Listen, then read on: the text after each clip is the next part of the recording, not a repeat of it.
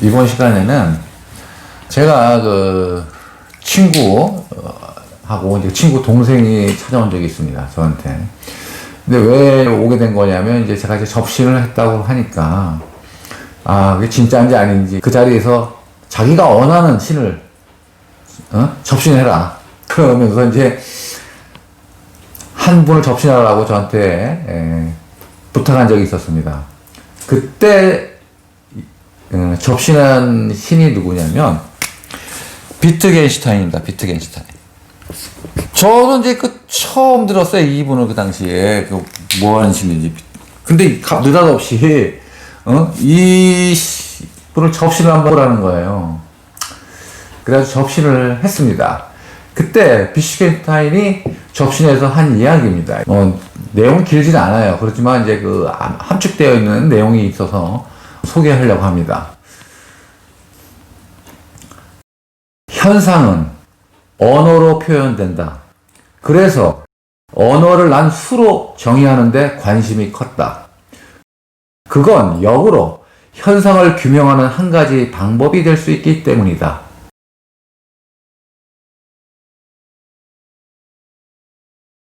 접신한 내용이 짧죠. 근데 얘기의 요지는 이겁니다. 우리가 이제 어떤 현상을 보면서 언어라는 걸 만들었죠. 그 언어를 만들었다는 얘기는 뭐냐면 어떤 현상에 대해서 어떤 일정성을 우리가 그 언어로 표현을 했다는 거가 되죠. 또한 그 언어 중에는 명제라는 게 있습니다. 명제. 그렇죠?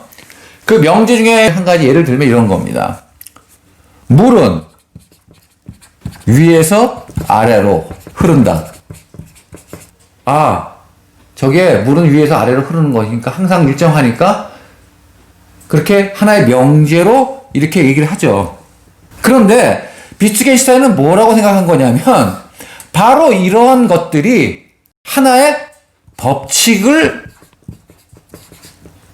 가지고 있는 거 아니냐. 그리고 우리가 물은 위에서 아래로 흐른다는 이야기를 아주 오래전부터 했지만 이 현상이 과학으로 뭐라고 표현됩니까? 이것이 중력이라고 얘기하잖아요.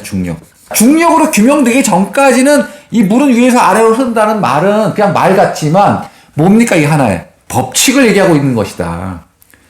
그래서 우리가 사용하고 있는 어떤 언어들 중에 어떤 명제들을 어떤 수학의 수식과 같이 인식할 수 있다면 그것은 우리가 앞으로 찾아내지 못한 어떤 수학적 법칙이나 이런 것과 연관되어져 있는 것들에 함축된 의미를 담고 있을 것이다. 우리가 사용하는 언어를, 이런 명제들을 수로 정의해야 된다. 이런 관점을 갖다는 거죠. 놀라운 발상이기도 되고요. 그런데 이것이 중력이라니까 물질이죠. 물질관입니다. 이 물질관.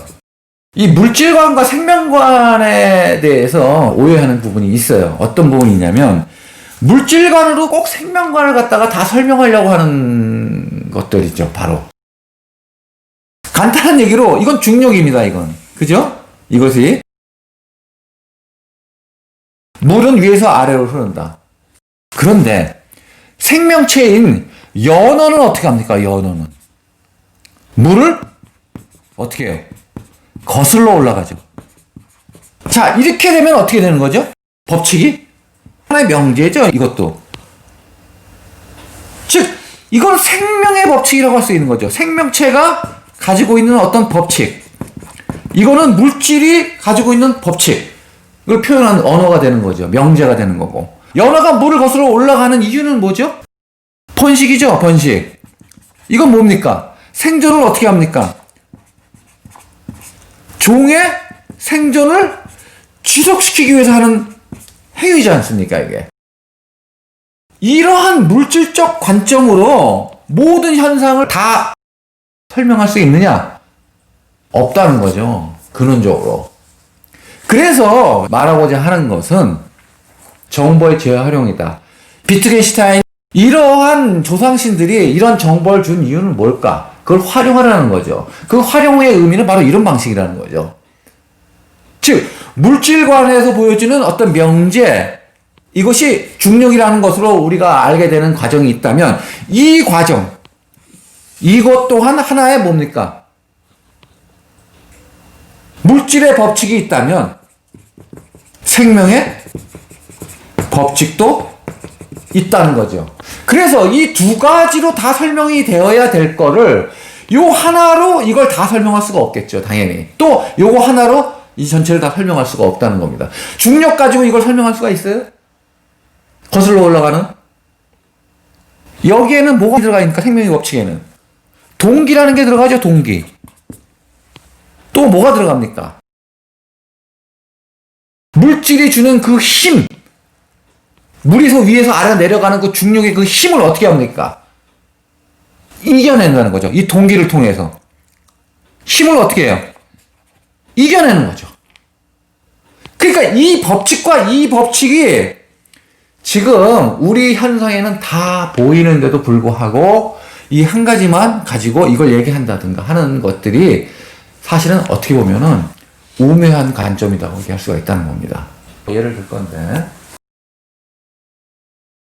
물질이라는 개념에서 보면은, 자, 빅뱅에서 지구가 탄생했죠. 여기 지구에서 생명체가 태동이 되고 생명활동과 물질의 행성활동이 원활하게 이루어지고 있는 현재 지구의 모습이 되겠죠. 이게 과거의 중간적 모습이라고 본다면, 과학자들이 이제 하는 얘기들의 오류는 뭐냐면, 여기서부터 여기까지의 과정은 전부 다 뭐라고 얘기합니까? 우연이라고 얘기하죠, 우연. 빅뱅이 생겨서 폭발에 의해서 그것이 우연히 지구가 됐고, 여기서 생명체가 태동되는 것도 역시 우연이다. 이렇게 보는 관점이 잘못됐다는 얘기 아닙니다. 그런데 지구 생명체가 딱 탄생되면서부터 달라졌다는 거예요. 이 우연을 어떻게 하고 있느냐? 지구 생명체가 탄생될 때부터는 필연으로 만들기 시작했다는 거죠. 필연으로. 현재 지구상에 일어나는 일들은 뭡니까? 이 현상이 지구 생명체가 일어나는 현상과 같이 연관되어 여기 우연과 필연 두 개가 어떻게 됩니까? 같이 가고 있어요. 과거에는 우연이라는 것만 답이 됐을 거라는 거죠. 왜? 우연히 지구가 탄생한 거니까. 그리고 지금 현재도 우연히 우리가 발견되는 현상들이 있고 또 우연히 찾아내는 것들도 있지 않습니까? 우리가 살아가는 과정에 우연도 있죠. 하지만 또 뭐가 있습니까? 필연이라는 게 있다는 거죠.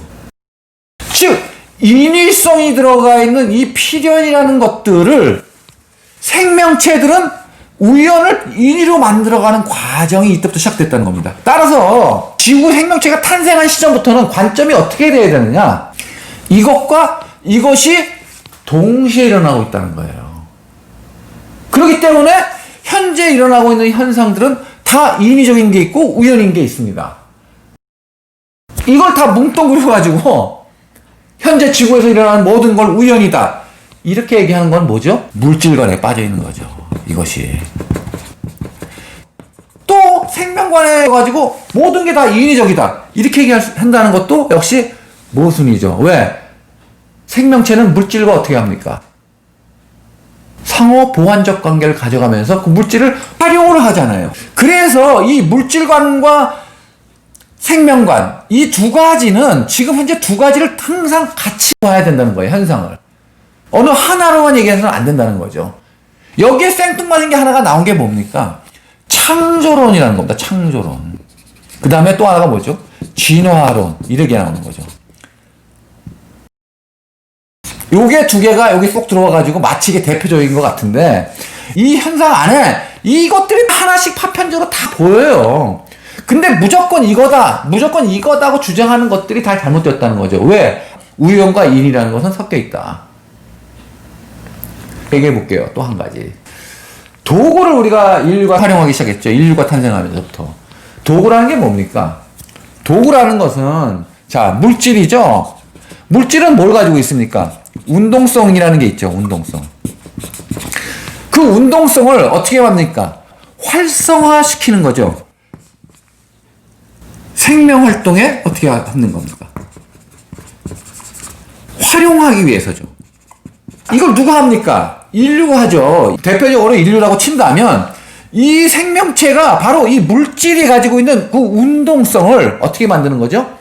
활성화시키는 과정이 바로 활용하는 과정입니다. 물질에서 운동성이 생긴 것까지는 뭡니까? 우연이겠죠, 처음에는.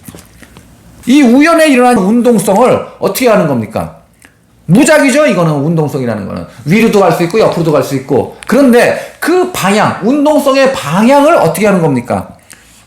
생명활동에 필요한 방향, 한쪽 방향으로 유도하거나 또는 인위적으로 만드는 과정, 자유분방한 방향이 되겠죠. 여기는 뭡니까? 계획된, 어떻게 보면 필요한 방향으로 이끄는 거죠. 힘을 한쪽으로 몰리게 하고 한쪽으로 쏠리게 하고. 마치 우주의 빛이 분산되어 있어도 어떻게 합니까? 빛을 모아가지고 태양광도 만들 수 있고.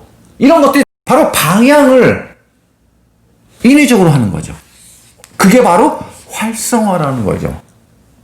그래서 여기에 있는 관점, 이 관점으로 여기 있는 생명체 전체의 이 관점을 자꾸 때려 맞추려고 하는 것들이 그런적으로 잘못되어 있다는 겁니다.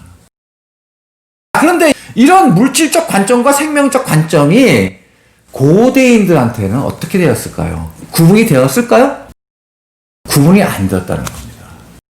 당시는 생명사상에서는 물질관이라는 개념을 받아들였어요? 안 받아들였죠. 그러니까 어떤 모순을 일으키느냐, 생명관에서 얘기하고 있는 이런 여러 가지 이야기들이 물질적 관점으로 가게 되면 다 어떻게 됩니까? 모순만 일으키고, 생명관을 갖다가 이런 관점으로 자꾸 우연이라는 식으로, 또 종교에 빠진 분들은 뭐 창조론 쪽으로, 또 진화론자들은 또 진화로, 본질적인 생각들을 안 하고 있어요. 우연이라는 것을 주장하려면 현재 인위적인 것을 설명할 수 있어야 돼요.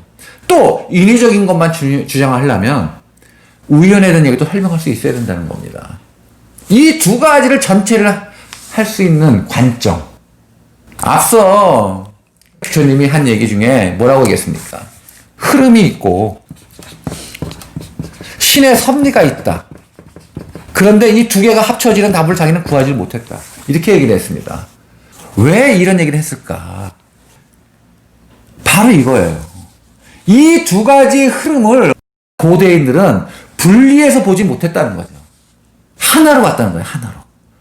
그러니까 어떤 건 이렇게 설명되고 어떤 건 저렇게 설명되니까 이게 두 개가 합쳐지지가 않는 거죠. 생명관에서는 물질관을 완전히 무시해버리고, 그리고 산업혁명이 일어나서 물질관이 발달된 이 시기에는 또 어떻게 됩니까? 생명관을 또 무시하고 사실주의라는 미명 아래 그런 말들이 사실은 어떻게 보면 굉장히 편협된 관점들이었는데, 그 관점들이 지금까지도 유지되고 있다는 겁니다. 비트겐슈타인이 왜 그런 얘기를 했을까? 부처님이나 예수님이나 공자님을 접신했다. 아니, 신도 안 믿는데 뭐 접신. 거기서 의심이 들 거고, 거기서 막히면 한 발짝도 못 가요. 자, 접신했다 치자. 근데 접신한 내용을 딱 보니까 신성모독이네? 거기서 또 막혀. 그래서 한 발짝도 나가지 못한 게 바로 신의 규명입니다. 관점의 혁명이 일어나지 못하죠. 거기서 막혀 있으니까. 저는 이 말씀을 드리는 이유는 앞으로 이야기하는 이야기들이 굉장히 이제 앞으로 이걸 더 구체적으로 이제 설명하게 될 건데, 왜 앞에 그 부처님이나 공자님이나 예수님이 자신들의 역할에 대한 얘기를 할 때 자기의 역할이라고 했지 자신들이 깨달음이 완전하단 말을 못했을까 하는 그 답들이 앞으로 계속 나오게 될 겁니다. 그런 점에서 오늘 앞으로 이야기와 연관되고 앞에 연관되어 있기 때문에 정리를 해야 될 필요가 있어서 말씀을 드렸습니다.